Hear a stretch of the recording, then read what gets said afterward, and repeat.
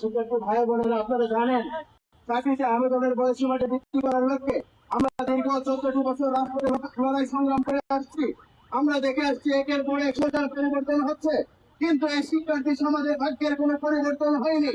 এই সরকারের ক্ষমতায় আসা প্রত্যেকটি সরকার ক্ষমতায় আসার আগে আমাদেরকে আশ্বস্ত করে আমরা যদি ক্ষমতায় যাই তাহলে আন্তর্জাতিক মানদণ্ড করে দেব, কিন্তু ওই আমাদেরকে শুধু আশ্বস্তই করে সরকার ক্ষমতায় আসে, কিন্তু আমাদের শিক্ষার্থী সমাজের ভাগ্যের কোনো পরিবর্তন হয়নি। যখনই সরকার ক্ষমতায় আসে আমরা সরকারের কাছে বিভিন্ন স্মারকলিপি দেই, আমাদের যত প্রকার তথ্য আছে সরকারের নীতি নির্ধারকদের কাছে আমরা জমা দেই, কিন্তু একের পর এক আমাদেরকে শুধু ঘুরাই, আমাদেরকে আশ্বস্ত করে আজ সরকার সেই করবো, কিন্তু আমাদের এই যুক্তিক দাবিটি আলোর মুখ দেখেনি।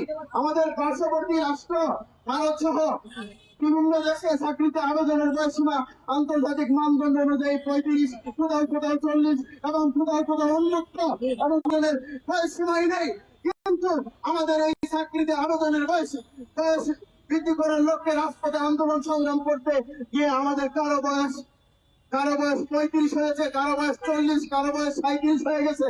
আমরা আবেদন করতে পারছি না, আমাদের আবেদনের বয়স সময় চলে গেছে। আমরা সরকারের কাছে এবং বর্তমান সরকারের প্রধানমন্ত্রী জনাব মাননীয় প্রধানমন্ত্রী তারেক রহমানের দৃষ্টি আকর্ষণ করছি, একের পর এক সার্কুলার চলে যাচ্ছে। আমাদের শিক্ষার্থী সমাজের ভাই বোনদের কারো বয়স কমে নয়।